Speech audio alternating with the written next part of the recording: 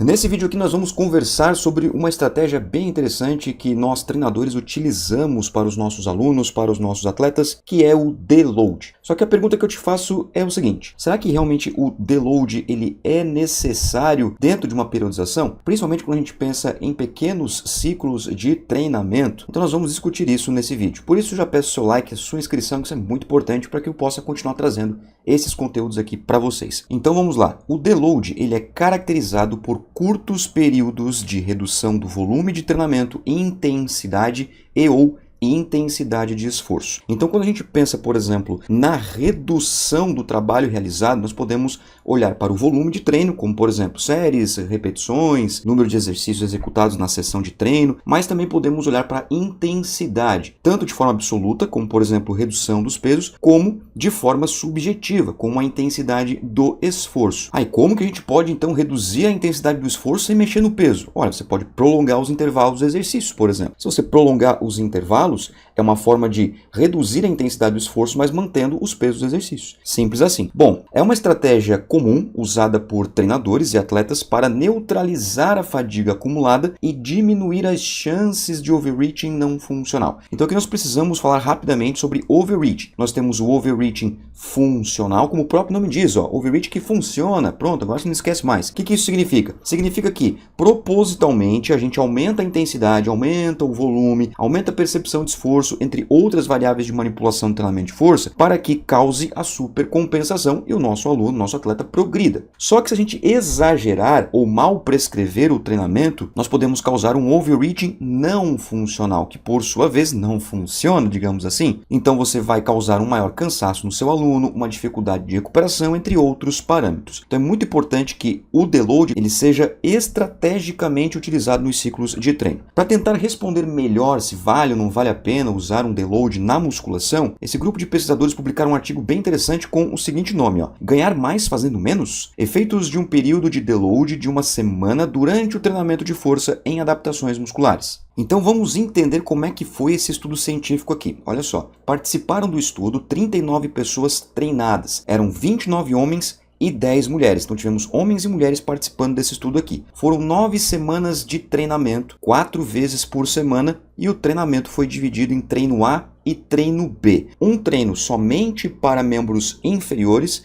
e outro treino apenas para membros superiores, tanto para homens quanto para as mulheres. Só que aqui é importante salientar que os treinos de membros inferiores, que foram 2 vezes na semana, foram supervisionados pelos pesquisadores. Os outros 2 treinos da semana, totalizando assim 4, que foi para membros superiores, esses treinamentos não foram supervisionados, mas os pesquisadores pediram para que os praticantes registrassem o treinamento. E foram 5 exercícios que esses praticantes fizeram: o supino reto, o puxador, extensão de cotovelo na polia, bíceps barra e o desenvolvimento com halteres. Um exercício para cada agrupamento muscular, 5 séries de 8 a 12 repetições, igualmente como foi o treino de membros inferiores. Daqui a pouco, na próxima tela, vai vir os exercícios que foram executados de forma supervisionada pelos pesquisadores. E esses participantes eles foram sorteados em 2 grupos. O grupo deload, que fez uma semana de interrupção do treinamento após a 4ª semana, ou seja, treinou 4 semanas, parou uma e depois voltou e treinou mais 4 semanas, totalizando 9. O grupo tradicional não. O grupo tradicional treinou sem interrupção.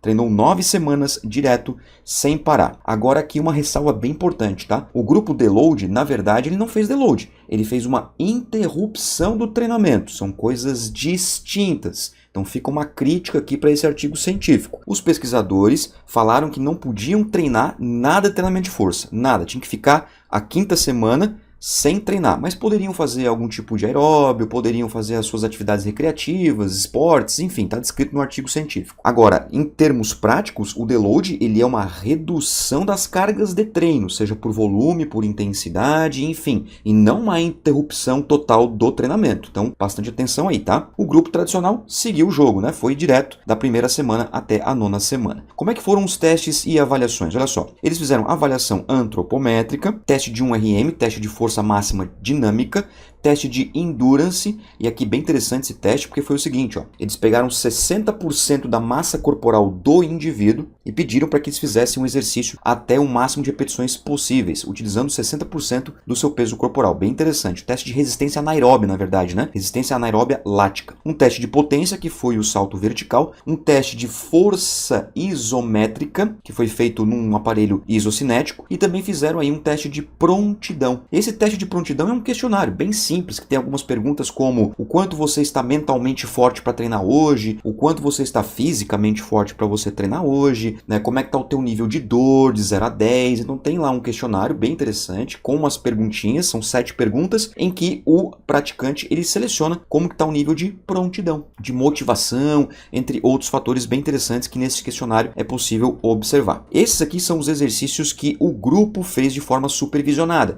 Então no treino, naqueles 2 treinos que foram supervisionados pelos pesquisadores, foram esses exercícios aqui, ó, agachamento Smith, cadeira extensora, panturrilha sentada e panturrilha em pé. Como eles fizeram exame de imagem também, né, para verificar o nível de hipertrofia, ou seja, o aumento do volume muscular, então eles fizeram 2 exercícios para panturrilha também, né, para poder verificar ali gastrocnêmio, sóleo, que na próxima tela já vem os resultados. Como é que foram as séries? Ó, 5 séries. Repetições, 8 a 12. Minutos de intervalo, foram 2 minutos de intervalo com uma velocidade de ação muscular de 3 segundos. 1 segundo para concêntrica, 2 segundos para excêntrica. Então foi desta forma que os praticantes treinaram de forma supervisionada e também naqueles 2 dias de membros superiores, também foi dessa forma aqui. Vamos para os resultados, olha só, para você entender aqui bem certinho o que significa essa imagem aqui, ó. Você está vendo que tem uma linha vertical cinza, ó, que cruza aqui o slide de cima para baixo, tá vendo aqui, ó? Uma linha cinza um pouquinho mais escura, ó. Aí você tem aqui uma espécie de um morrinho, né? Ó, os morrinhos, né? Que eu gosto de chamar de curva de sino. Mas são os morrinhos, ó, tá vendo? Na cor laranja, vermelha, verde, outra aqui um vermelho mais vivo, né? E um azul aqui, ó. Veja que tem também um círculo preto na cor preta aqui, ó, tá vendo? E tem uma barrinha horizontal na cor preta também. Isso para todas as variáveis que estão aqui elencadas à esquerda. 30% do reto femoral, 50% do reto femoral, 70% do reto femoral. Ou seja, aonde foi observada a musculatura. 30% do reto femoral, mais na porção proximal. 50% na porção medial. 70% na porção distal do reto femoral. Foi avaliado dessa forma também para o vasto lateral, 30%, né, proximal, 50% medial do vasto lateral e 70% na parte distal do vasto lateral. Gastrocnêmio lateral, gastrocnêmio medial, o sólio, massa muscular total de membros inferiores e o percentual de gordura. Na esquerda da tela, eu até coloquei aqui embaixo na cor preta para ficar mais fácil de distinguir, nós temos o grupo tradicional, aquele grupo que não interrompeu o treinamento. Na direita da tela nós temos o grupo deload, aquele grupo que treinou 4 semanas, parou uma e depois treinou mais 4, totalizando também 9 semanas. Quando você vê que a bolinha preta, o círculo preto, está para um lado ou para o outro, aquele grupo ganhou. Só que só vai ganhar mesmo se trazer também a barrinha horizontal preta. Ó. Você consegue observar também pelo morrinho, né? Pelo morrinho, se o morrinho está mais para a esquerda, mais pela direita,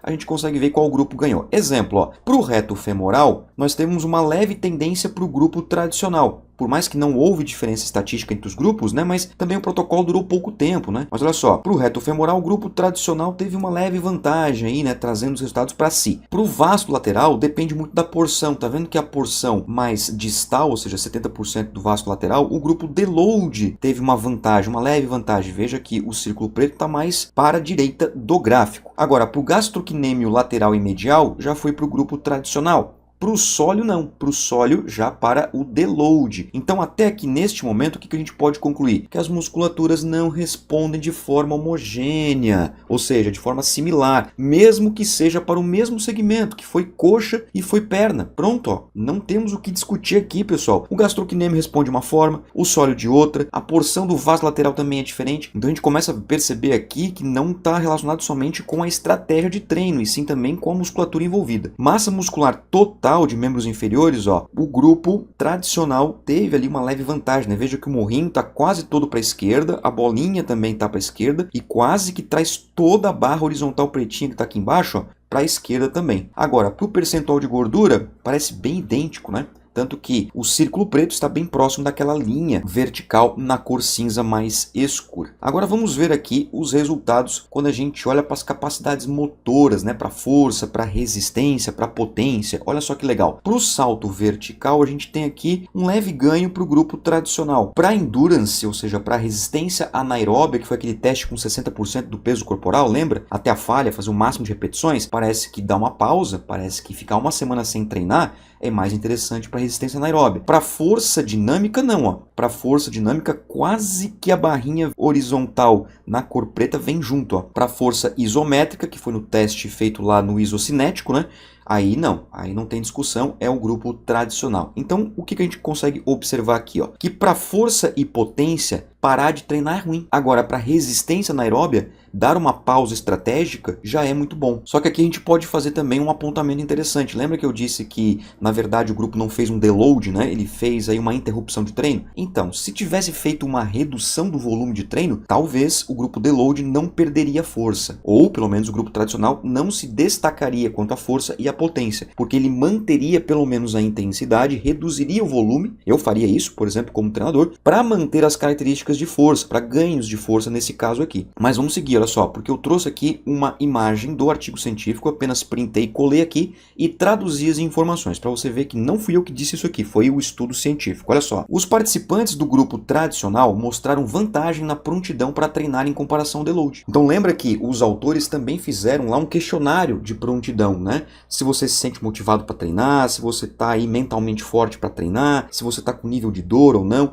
Ou seja, os participantes do grupo tradicional tiveram uma vantagem, se mostraram mais prontos para treinar do que o grupo deload. O grupo deload relatou um aumento na dor muscular, claro, né, porque quando eles voltaram a treinar, a partir da sexta semana, né, 6, 7, 8, 9, nas 4 semanas finais do programa de treinamento, eles voltaram com a mesma intensidade, eles voltaram com o mesmo volume, então é claro que eles vão relatar aumento na dor muscular. Enquanto os indivíduos do grupo tradicional relatou reduções na dor da semana 4 à semana 9. Muito fácil de entender isso. Por quê? Princípio da adaptação. Eles foram se adaptando, não teve interrupção, então é claro que a dor muscular tende a reduzir, uma vez que não teve modificação nas séries e repetições. Os pesos foram aumentando gradativamente conforme eles iam progredindo também. Então, obviamente que a dor muscular tende a cessar ou diminuir. Além disso, os indivíduos no grupo deload relataram uma diminuição na motivação para treinar da semana 4 para a semana 9, ao contrário do grupo tradicional. Então, parar de treinar não foi interessante para esses indivíduos aqui. Por isso que se você for trabalhar com deload, simplesmente reduza as cargas de treino, seja por volume ou intensidade, e não interrompa o treinamento. E para a gente fechar aqui, olha só, é fundamental o feedback do praticante ciclo a ciclo, pessoal. Então sempre pergunte para o seu aluno, sempre saiba como que ele está, como é que foi o sono, se está bem motivado hoje para treinar, está com energia, porque tudo isso vai interferir diretamente na sessão de treinamento. Deload pode ser utilizado parcialmente durante o ciclo de treino. Então, por exemplo, se seu aluno treina 5, 6 vezes por semana, você pode pegar uma sessão dessa semana e fazer um pouquinho mais leve. Pronto, já é suficiente para você reestruturar o organismo desse indivíduo. Para quem treina até 4 vezes na semana, pode não ser necessário o deload, como aconteceu nessa pesquisa. Eles treinaram 4 vezes na semana. Então pode ser que até 4 vezes, os próprios dias sem treinar, já é uma forma de descansar, então não há necessidade do deload, parece que não tem necessidade. Para quem treina 5 ou mais vezes na semana, o deload deve ser organizado juntamente com o aluno, claro, para ver se ele está se sentindo bem, para ver se, por mais que os volumes de treino estejam altos naquela semana, ele não está se sentindo cansado. Enfim, você precisa estar sempre perguntando para o seu aluno e organizar os ciclos de treinamento juntamente com o seu aluno, porque a periodização ela é dinâmica. Agora, se você quer aprender mais sobre periodização do treino do iniciante ao avançado, método de treinamento, aprender a avaliar o seu aluno, o que eu vou sugerir para você é a minha plataforma de cursos, a MP Science, que nesse momento já estamos com mais de 60 cursos, todos eles com especialistas, mestres e doutores na sua área. Todos os nossos cursos têm certificado e você não paga nada mais por isso, tá, pessoal? É apenas a mensalidade, não tem taxa de carência, de adesão, taxa de cancelamento de contrato, não tem nada disso. Pagou lá por mês, você pode usar à vontade a MP Science, tem uma biblioteca digital, inclusive esse artigo está lá dentro da biblioteca digital para você acessar, planilhas, e-books, entre tantos outros materiais para você realmente se tornar aí um expert na área. Todos os meses tem cursos novos, não só meus, mas também de uma equipe de professores que eu coordeno e lives que eu trago aqui no YouTube para vocês. mpscience.com.br, o link está na descrição, clica nele, vai lá, dá uma olhadinha no site, dá uma olhadinha nos cursos que nós temos, dá uma espiadinha nos vídeos lá também, que tem alguns recortes dos cursos para você ver sobre a qualidade do nosso material e eu espero te encontrar lá dentro da nossa comunidade, beleza? Muito obrigado pela sua atenção, um forte abraço e tamo junto. Tchau!